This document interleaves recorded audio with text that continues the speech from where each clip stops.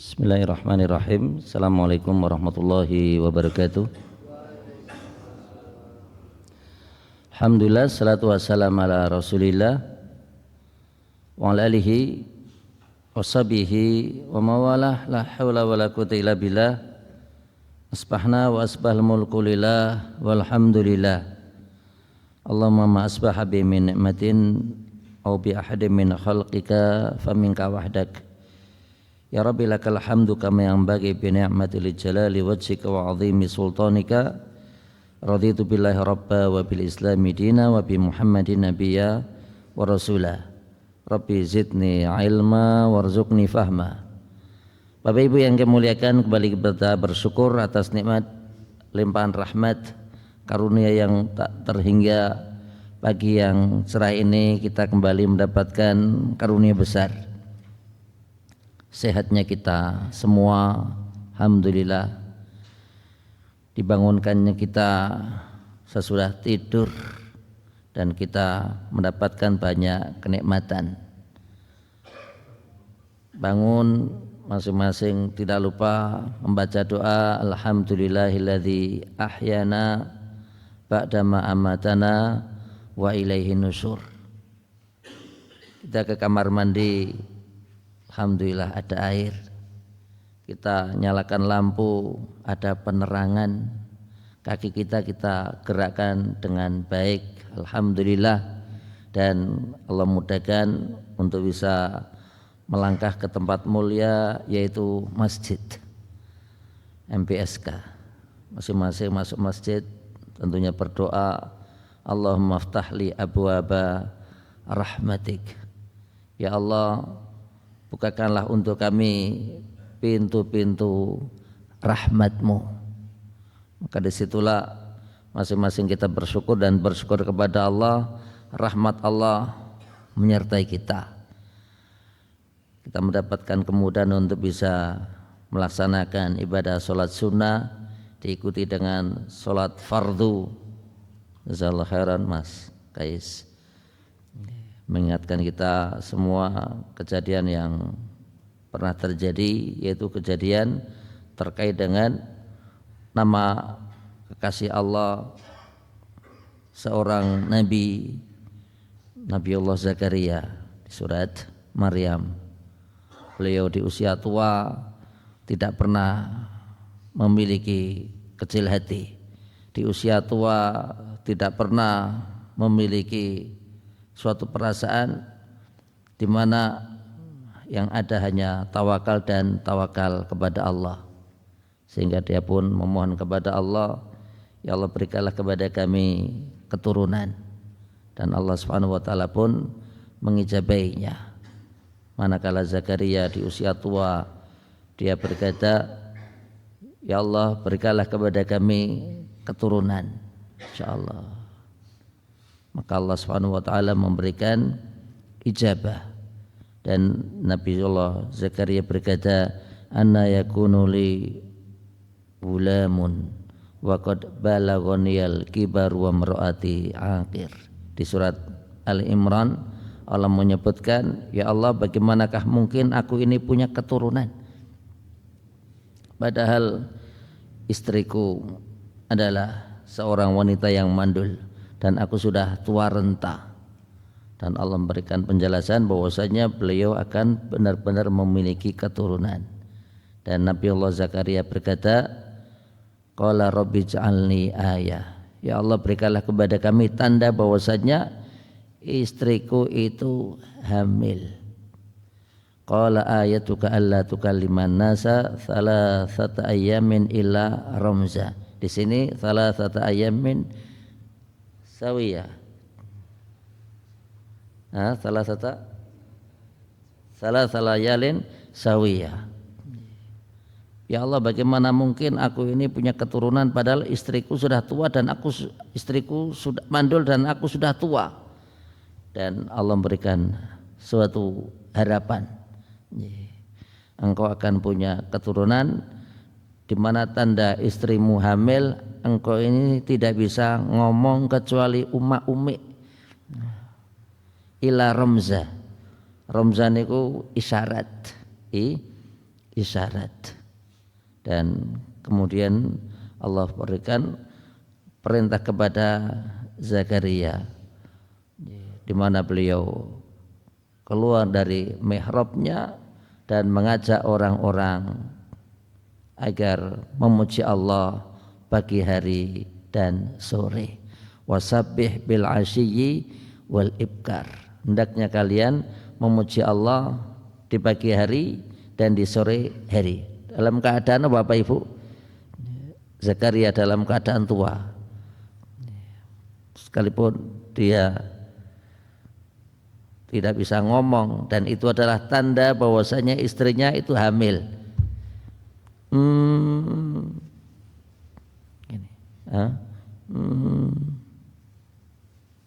Memerintahkan kepada kaumnya, insyaallah, sekalipun dia dalam keadaan berat, tapi disitulah dakwah. Sesudah 3 hari maka sesudah itu beliau bisa kembali ngomong. Dan kapankah Zakaria memohon kepada Allah keturunan, Bapak Ibu? Dia sudah putus asa, insyaallah. Tapi manakala melihat Maryam, kullama dakhala 'alaiha Zakaria al-mihraba wajada 'indaha rizqa. Salah satu yang disebutkan di dalam Al-Qur'an, tiap kali Zakaria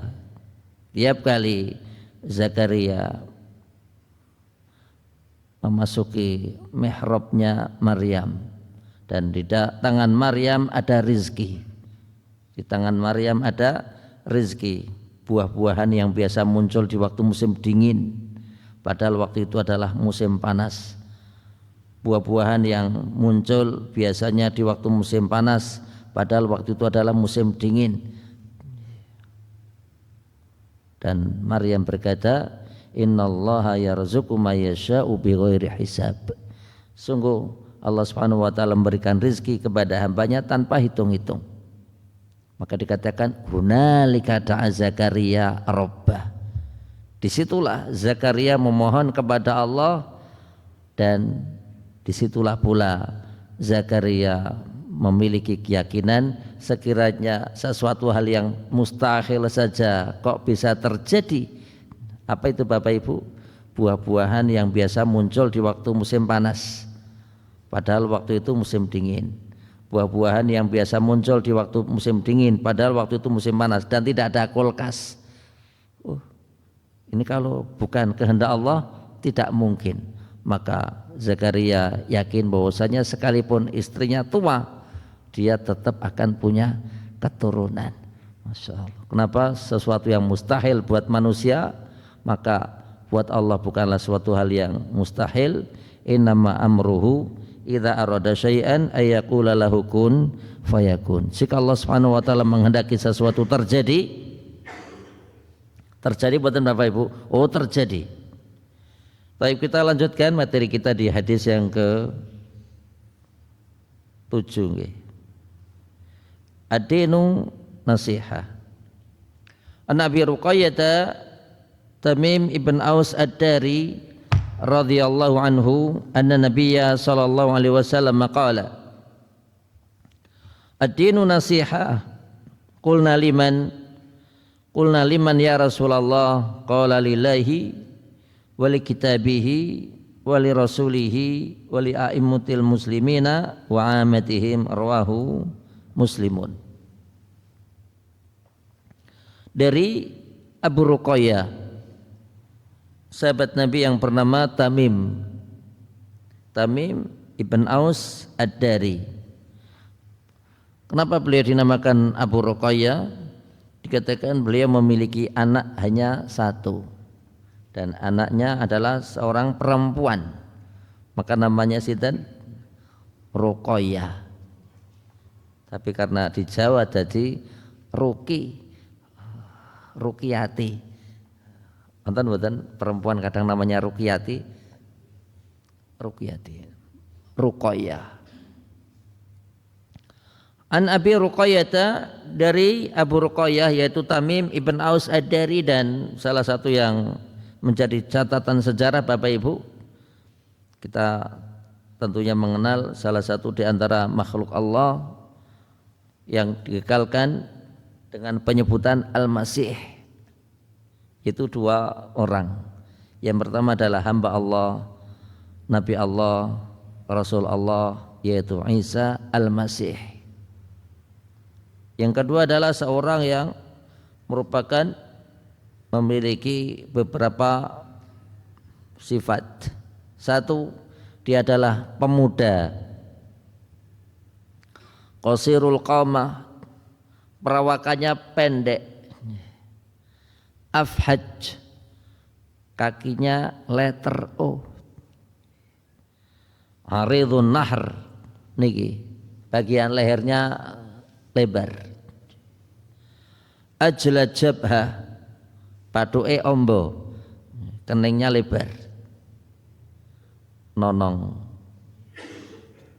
ja'at al-qatat, keriting yang sangat nguel-nguel, ahmarul laun, warna kulitnya merah. Berikutnya akwar, yaitu mata yang dia miliki hanya satu, dan orang tersebut tiada lain kecuali Masihud Dajjal. Masihud Ad-Dajjal, dan Masihud Dajjal adalah seorang yang disebutkan di dalam hadis Rasul bersabda, tidaklah ada seorang nabi yang Allah utus kecuali memperingatkan umatnya akan bahaya Masihud Dajjal. Dan Dajjal adalah seorang yang sekarang posisinya berada di dalam gua. Kedua tangannya dan kakinya terlilit dengan rantai. Siapakah yang pernah berjumpa di antara umat ini? Yang pernah berjumpa adalah menikah perawi hadis ini, yaitu Abu Ruqayyah. Sehingga salah satu yang disebutkan di dalam hadis, suatu saat Rasulullah SAW memerintahkan Bilal untuk memanggil kaum muslimin dengan panggilan as-salatul jami'ah, as-salatul jami'ah. Maka berkumpullah kaum muslimin, dan tatkala kaum muslimin sudah ngumpul, maka Rasulullah SAW beliau pun sholat sunnah 2 rakaat yang kemudian diikuti oleh kaum muslimin. Sesudah itu Rasulullah SAW bersabda, beliau naik mimbar, pada kesempatan kali ini aku hadir bukan untuk menakut-nakuti kalian, bukan pula untuk memberikan semangat agar kalian melakukan ketaatan, tapi ketahuilah bahwasanya di antara kami ini ada seorang yang bernama Tamim ibn Aus Ad-Dari. Dulu dia adalah penganut Kristiani yang kemudian dia masuk Islam. Bagaimanakah prosesi jalannya dia masuk Islam? Maka kemudian Rasulullah SAW memberikan penjelasan Tamim ibn Aus Ad-Dari untuk berbicara.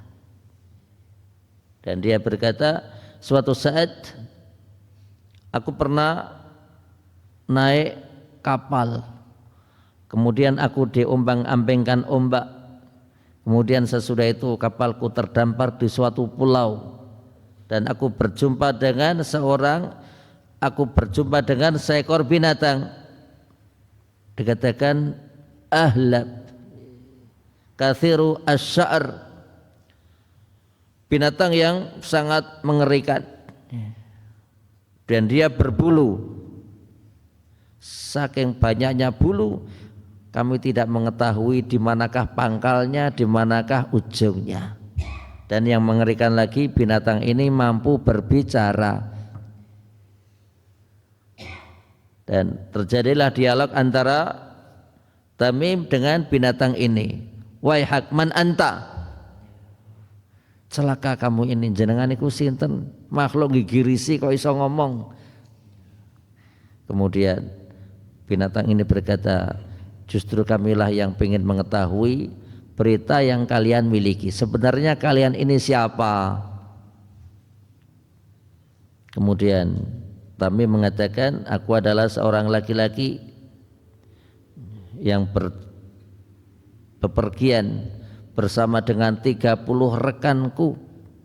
Aku diombang-ambingkan ombak selama 30 hari dan aku sampai terdampar di pulau ini dan berjumpalah dengan engkau. Kemudian binatang ini berkata, ikutilah aku. Sesungguhnya aku adalah jasasa. Aku adalah mata-mata. Mata-matanya siapa? Sungguh aku adalah mata-matanya seseorang yang tinggal di dalam gua ini.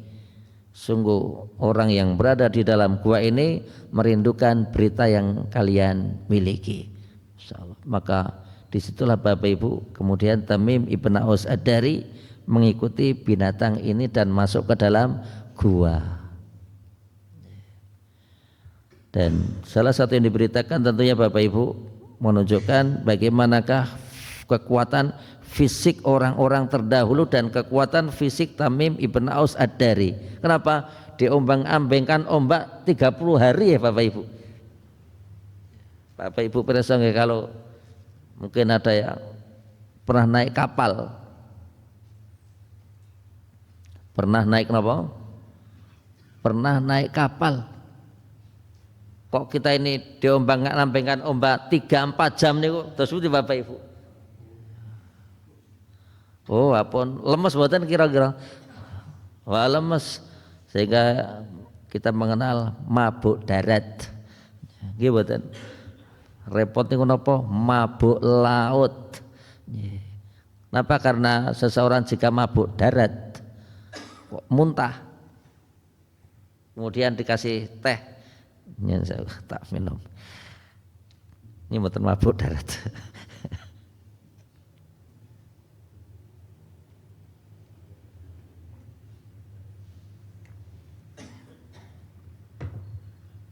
Orang mabuk darat itu minum obat atau kan dikasih teh apapun sekeco istirahat. Tidur selesai pun sekeco. Tapi kalau namanya mabuk laut Bapak Ibu, habis tidur 2-3 jam masih tetap mumet. Ini berapa hari Tamim bin Aus Ad-Dari? 30 hari diombang-ambingkan ombak. Masya Allah, menunjukkan fisik yang sangat prima. Dan salah satu yang diberitakan tatkala Tamim ibn Aus Ad-Dari masuk ke dalam gua, maka dia pun berjumpa dengan seorang laki-laki yang terbelenggu tangannya dan kakinya dengan rantai, dan disitulah terjadi dialog. Pernah kita bahas beberapa waktu yang lewat kalau nggak salah, atau dereng Pak? Taib. Salah satu yang diberitakan manakala Tamim masuk ke dalam gua, maka disitulah terjadi dialog antara Tamim dengan Dajjal. Dan Dajjal pun berkata, siapakah engkau ini? Maka Tamim pun menceritakan apa yang tadi kita sampaikan, yaitu aku adalah seorang laki-laki yang bersama dengan 30 rekanku. Aku diombang-ambingkan ombak selama 30 hari. Kemudian aku terdampar di pulau ini dan berjumpalah dengan makhluk yang gigirisi ini. Katanya jasasa, dan dia memberikan arahan kepadaku agar aku ini datang ke tempat ini, karena sesungguhnya engkau memiliki suatu hal yang engkau senantiasa nanti. Kemudian Dajjal berkata, akhbirni an nahli baisan, habarkan kepadaku tentang suatu kebun yang namanya Baisan. Tamim berkata, an aisya'in tastakhbir, engkau bertanya tentang apanya? Kemudian Dajjal berkata, hal yuthmir, apakah kebun itu sekarang berbuah? Tamim mengatakan iya. Dajjal berkata, ketahuilah tidak lama lagi dia tidak lagi akan berbuah. Akhbirni an Bahirah at-Tabariyah, berikan kabar kepadaku tentang suatu telaga yang namanya Tabariyah, Tibriz. Tamim berkata, an aisya'in tastakhbir, Anda bertanya tentang apanya? Dajjal mengatakan hal fiha ma, apakah telaga itu ada airnya? Kemudian Tamim berkata iya. Dajjal berkata, ketahuilah tidak lama lagi air itu akan asad. Telaga itu akan asad, tidak lagi ada airnya. Akhbirni an aini zagar, habarkan kepadaku tentang suatu mata air yang namanya zagar. Apakah yang dilakukan oleh masyarakat setempat? Tamim berkata, masyarakat mengairi kebun mereka dengan sumur tersebut. Kemudian Dajjal berkata, akhbirni an nabiyil ummi, habarkan kepadaku tentang seorang nabi yang tidak bisa baca tulis. Hal zahara, apakah sudah muncul? Tamim berkata, iya sudah. Dia muncul dari kalangan orang Arab. Dajjal berkata, apakah yang dilakukan oleh masyarakat setempat? Maka Tamim berkata, sebagian mereka menerima dakwahnya, sebagian lagi mengusirnya. Kemudian sesudah itu Dajjal berkata, sungguh beruntunglah orang-orang yang mengikutinya. Atas dasar itulah Bapak Ibu, Tamim ibn Aus Ad-Dari akhirnya dia masuk Islam, dahulu adalah penganut Kristiani. Bapak Ibu yang kami muliakan, salah satu yang diberitakan bahwasanya Dajjal akan muncul ke muka bumi ini selama 40 hari. Akan dilepas oleh Allah selama 40 hari.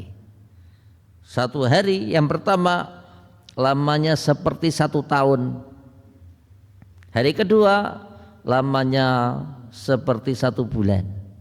Hari ketiga lamanya seperti 1 pekan. Dan hari yang berikutnya adalah seperti hari-hari yang kalian lalui. Dan dia akan membuat fitnah banyak orang. Dia membawa surga padahal itu adalah neraka. Seakan-akan di surganya padahal itu adalah nerakanya.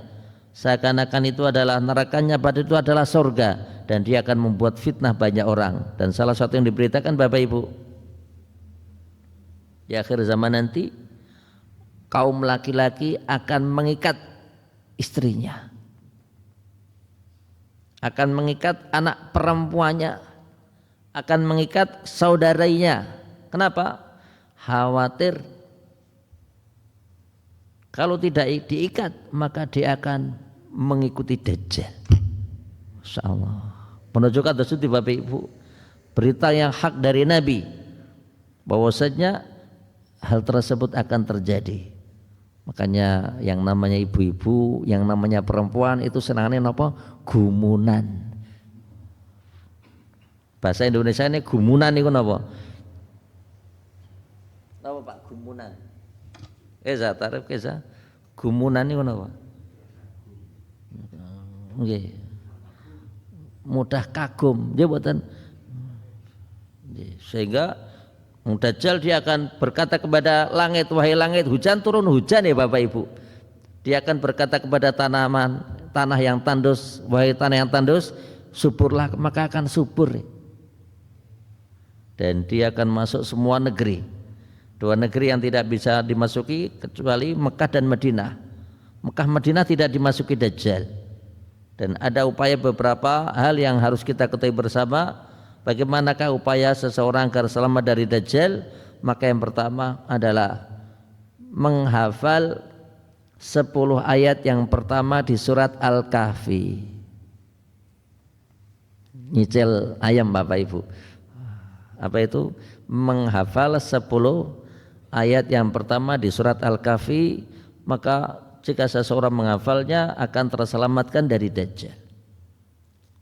Kedua upaya seseorang agar selamat dari Dajjal adalah memperbanyak ta'awud, memohon perlindungan khususnya di tahiyat akhir nikah.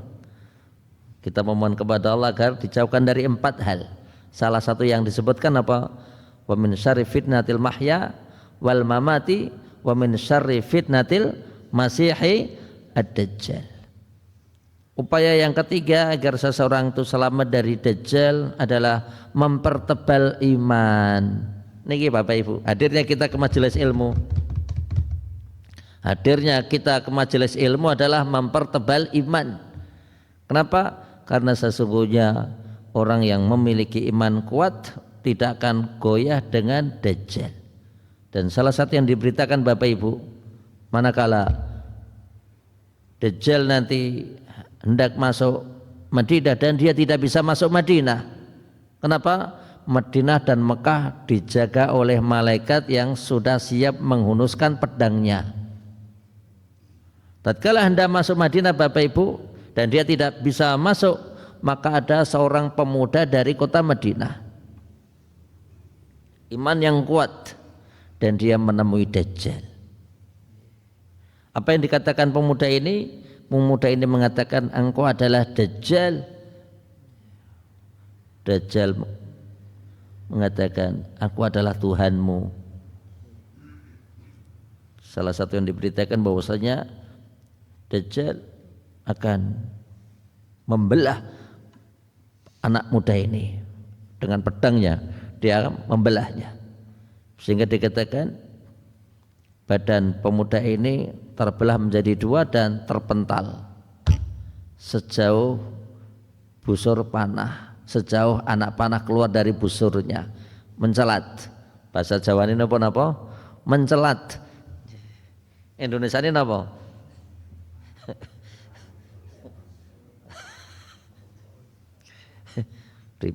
Tebas wonten, dia terbelah. Bahasa Jawanya mencelat ke kiri dan ke kanan sejauh busur, sejauh anak panah keluar dari busurnya. Ya, kemudian sesudah itu dajjal akan memanggilnya lagi. Datanglah belahan badan tadi, dan begitu sudah ada di depan dajjal, maka dia hidupkan. Begitu dia hidup, maka dajjal kembali berkata, yakinilah bahwasanya aku adalah Tuhanmu. Anak muda ini berkata, aku semakin yakin engkau adalah dajjal. Bunuh orangnya. Insyaallah. Jadi apa? Orang yang mempertebal iman akan mendapatkan keselamatan dari dajjal. Berikutnya upaya seseorang untuk selamat dari dajjal, dan ini adalah sulit buat kita Bapak Ibu. Apa itu? Tinggal di kota Mekah atau Madinah. Angel betul nih kok. Oh, angel dong. Ya, kita kalau mau tinggal di Mekah atau Madinah ya, napa Bapak Ibu? Umrah, jawatan. Alhamdulillah sekarang ada batas waktu tinggal di sana bisa 3 bulan. 3 bulan. Nanti balik Indonesia atau keluar ke Mesir atau keluar ke Yordan, nanti bisa masuk lagi. Pokoknya tiap 3 bulan memperbaiki perpanjangan visanya sehingga dia bisa tinggal di Mekah atau di Madinah. Baik. Bapak Ibu yang kami muliakan, Rasulullah SAW bersabda, ad-dinu nasihah. Agama ini adalah nasihat. Apa itukah nasihat Bapak Ibu?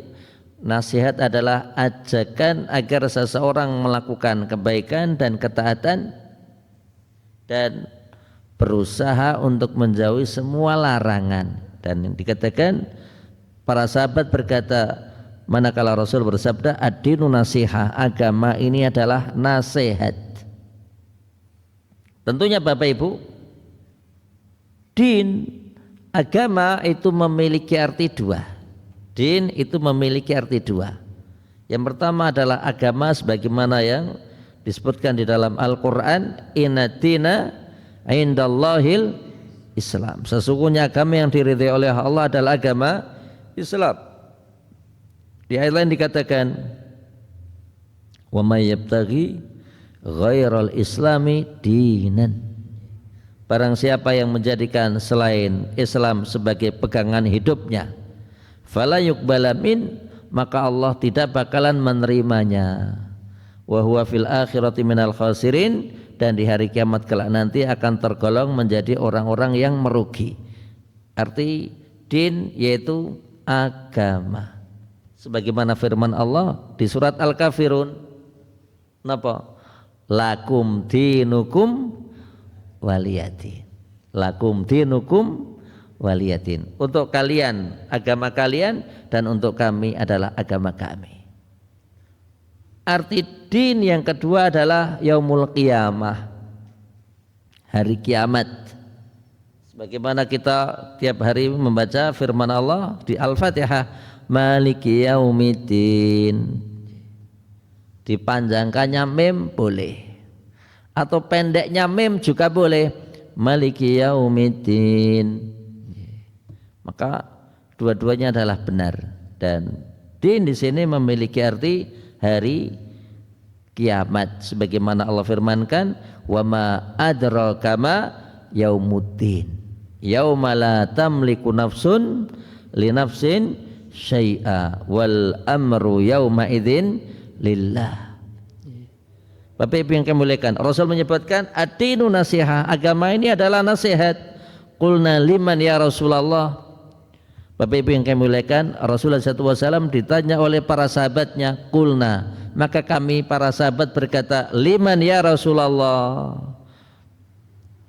untuk siapa wahai Rasulullah? Maka beliau bersabda, qala lillahi wali kitabihi wali rasulihi wali a'immatil muslimina wa amatihim. Agama ini adalah nasihat untuk Allah, nasihat untuk kitab Allah, nasihat untuk Rasul Allah, nasihat untuk para pemimpin kaum muslimin, dan wa amatihim, dan halayak masyarakat secara umum. Bapak Ibu yang kami muliakan, apakah yang dimaksud dengan dikatakan adi qulna liman ya Rasulullah? Agama ini katanya adalah nasihat. Para sahabat berkata, liman ya Rasulullah, untuk siapa wahai Nabi Allah? Maka Rasulullah SAW bersabda, qala lillah, nasihat untuk Allah. Maksudnya bagaimana? Agama kok nasihat untuk Allah? Apa? Maka yang dimaksud adalah ketetapan yang semestinya dilakukan oleh seorang muslim, yaitu mengesahkan Allah. Nah, maksudnya apa? Mengesahkan Allah, memberikan hak-hak Allah. Dikatakan al-imanu bihi, seseorang beriman kepada Allah dan mengesahkan Allah di dalam perkara rububiyahnya, uluhiyahnya, dan asma dan sifatnya, dan ikhlas tunduk melakukan ketaatan untuknya. Maka di situ kewajiban seorang muslim manakala kita berbicara qala lillahi, nasihat untuk Allah, maka seorang muslim memiliki kewajiban untuk beribadah kepada Allah, mengesahkan Allah, dan tidak menyekutukan Allah. Dan disitulah Bapak Ibu, seseorang meyakini bahwasanya tadi dipimpin doa Bapak Ibu, jawatan waktu pas sebelum kajian dipimpin doa, badan apa itu? Raditu billahi rabba. Kami ridha bahwasanya Engkau ya Allah, Engkau adalah Rabb kami. Insyaallah yakin, kita meyakini bahwasanya Allah adalah Rabb kita, yakin. Maka manakah bentuk bahwasanya kita meyakini Allah adalah Rabb kita Bapak Ibu? Hadirnya kita ke tempat ini, jabatan salat buatan Bapak Ibu, salat. So, hadirnya kita ke tempat ini adalah apa yang kita lakukan? Beribadah. Alhamdulillah, beribadah dengan benar, tidak menyekutukan Allah, mentauhidkan Allah, meyakini bahwasanya ilmu yang datang adalah datang dari Allah. Dan kita pun berharap ilmu yang kita lakukan adalah ilmu yang kita cari adalah bermanfaat. Dan kita selalu berdoa, Rabbi zidni ilma. Berikutnya adalah lillahi wali kitabihi, nasihat untuk kitab Allah. Apakah yang dimaksud dengan nasihat untuk kitab Allah? Maka dikatakan al-imanu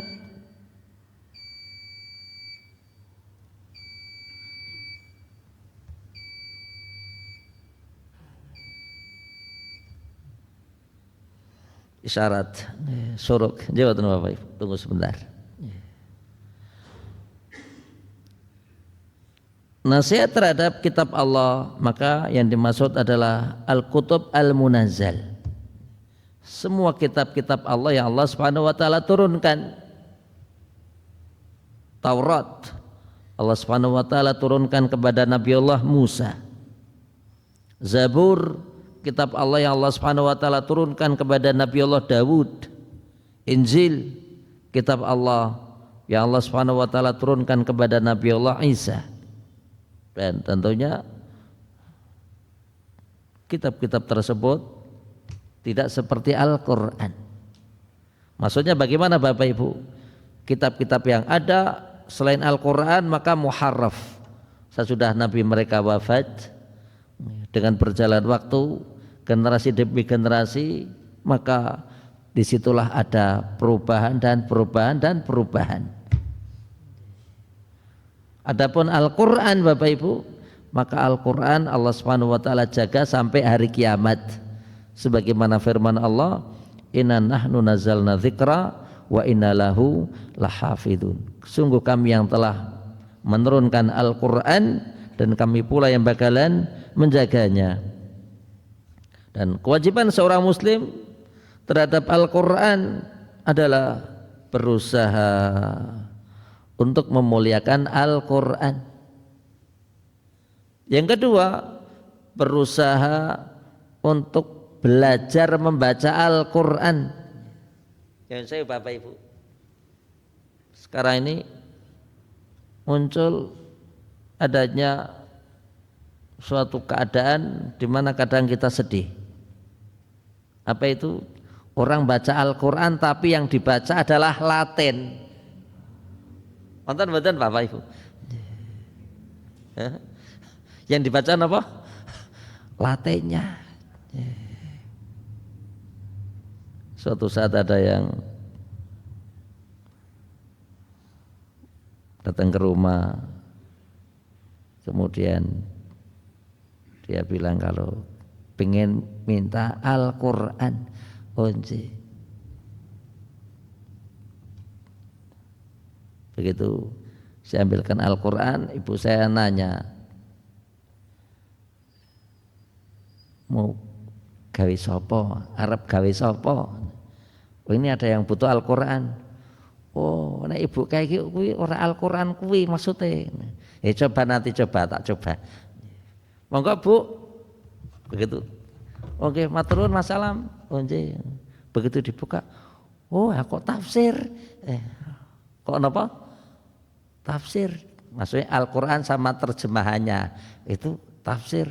Ini tafsir Bu. Mboten maksudnya sing tulisannya mriki wonten Arabe niki wonten Latine. Ibu saya bilang udah tahu benar toh karepe. Apa itu maksudnya? Bukan yang dimaksudkan Al-Quran dan terjemahannya, tapi maksudnya dia ada Al-Qurannya, ada terjemahannya, ada cara baca Al-Quran tapi Latin. Betul sani Bapak Ibu. Subhanallah. Maka di situ adalah musibah, di mana seseorang membaca Al-Quran tapi yang dibaca bukan Al-Quran tapi Latinnya. Jadi alif lam mim, alif lam mim. Ada juga yasin, yasin. Ya dan sehingga kalau mereka ini ditutup iso maca karena dia Latinnya baca. Ya tetapi gitu Latinnya ditutup ra iso maca. Yang berikutnya, seseorang hendaknya berusaha untuk mempelajari Al-Quran, membaca Al-Quran dengan baik. Ibnu Jazari mengatakan, wa man lam yujawidil Qur'ana fahuwa athimun. Barang siapa yang membaca Al-Quran tidak sebagaimana tajwid yang telah ditetapkan, maka dia berdosa. Tentunya di sini berlaku bagi mereka yang bisa tajwid tapi tidak bisa menerapkannya. Tapi adapun mereka yang lagi latihan gelato-gelato, maka tidak apa-apa. Dan dikatakan bahwasanya orang yang mempelajari Al-Quran, membaca Al-Quran dan dia merasa berat tatkala dia membacanya, sulit, maka dia mendapatkan 2 pahala. Masya Allah, dapat dua pahala. Yang berikutnya, kewajiban kita sebagai seorang muslim terhadap Al-Quran adalah berusaha menghafal Al-Quran. Berusaha menghafal Al-Quran. Berikutnya adalah mengamalkan sesudah dia memahami kandungannya. Punya kewajiban untuk memahami kandungan yang dibaca dan berusaha untuk mengamalkannya. Qala lillahi wa li kitabihi wa li rasulihi. Apakah yang dimaksud dengan nasihat untuk Rasul Allah? Maka di sini adalah 4 hal Bapak Ibu. Tasdiquhu fima akhbar, ta'atuhu fima amar, tarku ma naha anhu wa zajar, wa la yu'badallah illa bima syara'a. Kewajiban seorang muslim nasihat untuk Rasul Allah adalah tasdiquhu fima akhbar, membenarkan semua yang diberitakan Nabi, melaksanakan apa yang menjadi perintahnya, menjauhi apa yang menjadi larangannya, dan berikutnya untuk tidak beribadah kepada Allah kecuali yang telah dicontohkan. Qala lillahi wa li kitabihi wa li rasulihi wa li a'immatil muslimin. Nasihat untuk para pemimpin, maka dikatakan as-sam'u wa ta'atu lahum bil ma'ruf. Mendengar dan melaksanakan apa yang menjadi program pemerintah bil ma'ruf, dengan baik, mendoakan mereka. Dan penjelasan lain dikatakan wali a'immatil muslimin, yang dimaksud a'immatil muslimin adalah ulama. Kewajiban seorang muslim adalah memberikan penghormatan kepada para ulama, melaksanakan apa yang menjadi arahannya, meninggalkan apa yang menjadi larangannya. Karena sesungguhnya para ulama adalah pewaris para nabi. Al-ulama warathatu al-anbiya. Ulama itu adalah pewarisnya para nabi. Maka Allah menyebutkan wa atiullah wa atiur rasul wa ulil amri. Yang dimaksud ulul amri memiliki arti 2. Yang pertama adalah para penguasa, yang kedua adalah para ulama. Wa ruju'u ilaihim fi ma'rifati umuri ad-din. Dan manakala seseorang itu memiliki masalah, maka hendaknya mengembalikan masalah tersebut, bertanya kepada para ulama. Rasulullah SAW menyebutkan di dalam hadisnya, Allah juga firmankan, fas'alu ahla dzikri in kuntum la ta'lamun. Bertanyalah kepada ahlu dzikir, maka yang dimaksud ahlu dzikir adalah para ulama, sekiranya kalian tidak mengetahui.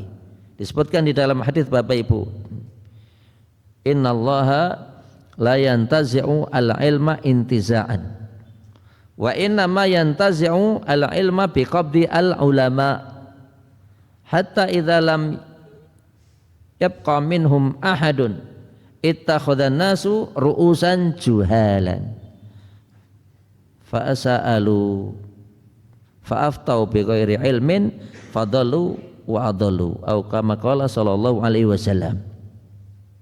Rasul bersabda, sesungguhnya Allah tidak akan mengangkat ilmu dengan serta-merta,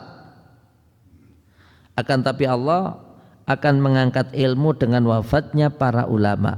Hatta idza lam yubqi minhum ahadun, sehingga tatkala tidak lagi tersisa para ulama, ittakhadhan nasu ru'usan juhal, maka mereka akan mengangkat orang-orang yang pandir. Kemudian mereka pun manakala memiliki masalah, maka mereka pun bertanya kepada orang yang pandir tersebut. Fasa'alu fa'aftau bighairi ilmin fasu'ilu, tatkala mereka ditanya maka mereka pun berfatwa tanpa didasari atas dasar ilmu. Fa'adallu wa'adallu, maka dia sesat bahkan menyesatkan. Berikutnya yang terakhir Bapak Ibu, wali a'immatil muslimina wa amatihim wa minan nasiha li umumi al muslimin mahabbatu al khairi lahum wa ta'limu jahilihim wa irsyadu dhallihim wa lisanu ilaihim wa kaful adza anhum. Nasihat untuk para rakyat, nasihat untuk halayak masyarakat. Apa itu? Mahabbatul khairi lahum, kita punya kewajiban untuk mencintai masyarakat. Penting nih kok. Kita punya kewajiban untuk mencintai sinten Bapak Ibu, masyarakat, sama rakyat.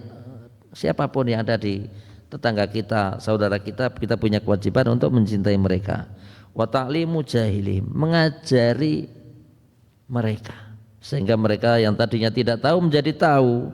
Wa irsyadu dzalihim, dan memberikan pengarahan kepada mereka orang-orang yang tersesat. Enggak paham ya kita arahkan, karena enggak paham ya kita ajari.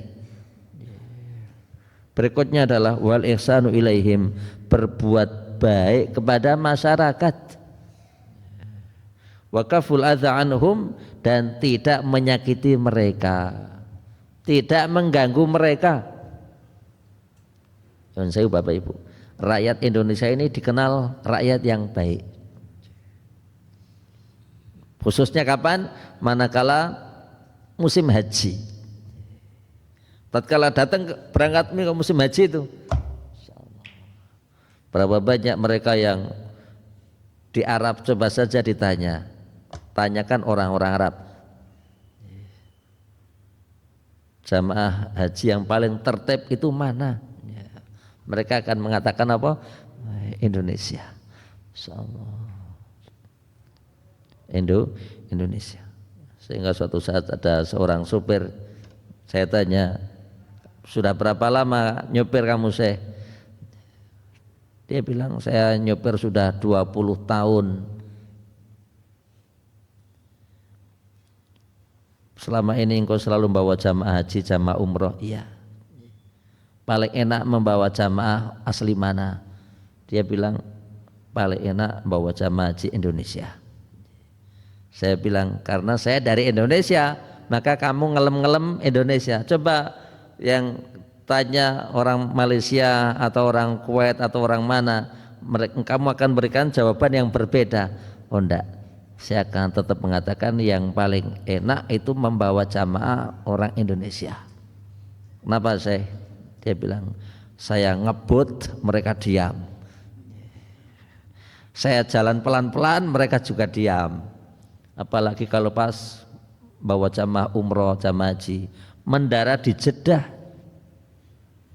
Mendarat di Jeddah, itu sesudah dikasih snack atau nasi, nggak lama sesudah itu semuanya diam. Saya lihat semuanya pada tidur. Insyaallah. Maka kita banyak bersyukur dan bersyukur Bapak Ibu, masyarakat kita ini masyarakat yang baik. Maka masing-masing selalu mendoakan kebaikan untuk masyarakat kita, mendoakan untuk pemerintah kita. Ya, Pak Prabowo semoga diberi kekuatan di dalam menjalankan tugas-tugasnya, dan semoga Allah SWT memberikan kepada kita semua ilmu yang bermanfaat, rezeki yang barokah, anak-anak yang soleh dan solehah. Semoga Allah SWT menyembuhkan penyakit yang kita derita. Semoga Allah SWT mencukupkan kita semua dari kebutuhan dunia ini, dan semoga Allah SWT merahmati kita dan memberikan kepada kita semua pemimpin-pemimpin yang terbaik, sehingga akan berdiri negeri yang baldatun thayyibatun wa rabbun ghafur. Amin ya rabbal alamin. Maturun atas segala perhatiannya, ada yang kurang berkenan mohon maaf yang sebesar-besarnya. Insyaallah pekan depan kita kembali lanjutkan di kita akan singgung Ramadan insyaallah. Subhanakallahumma bihamdika asyhadu an la ilaha illa anta astaghfiruka wa atubu ilaik. Assalamualaikum warahmatullahi wabarakatuh.